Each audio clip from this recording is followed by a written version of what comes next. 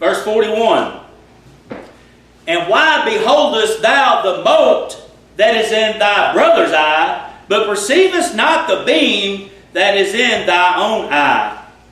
We don't examine our own faults.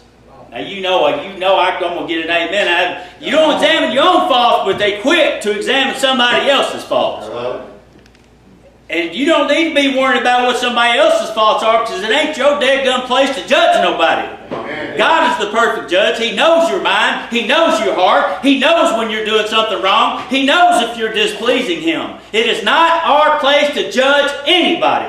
But instead of self-examination of our own lives, it's easier to pick apart somebody else's. Come on now. And that God did not put us here for that. Okay? So this is a worst case scenario, self-examination. The problem is they're not self-examining themselves, they're examining somebody else's life. And we were not put here to do that. A mote is like a speck of dust.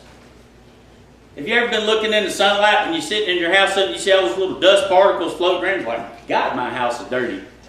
But you see that? That's a mote. It's just a tiny speck that you could actually barely even see. And we want to point out the faults of our brothers and sisters that got a little speck that you can barely see. And we've got a tube of tin, double beam, coming out of our own eye. We can't see that one though. Come on. But boy, we can sure see the ones when we're trying to point out somebody else's faults. That is not self-examination. That is examining somebody else to make yourself feel better about the way you're acting. Amen. And that's not the way it works. Self-examination is you look at yourself in the mirror and figure out what it is that you're doing to displease God.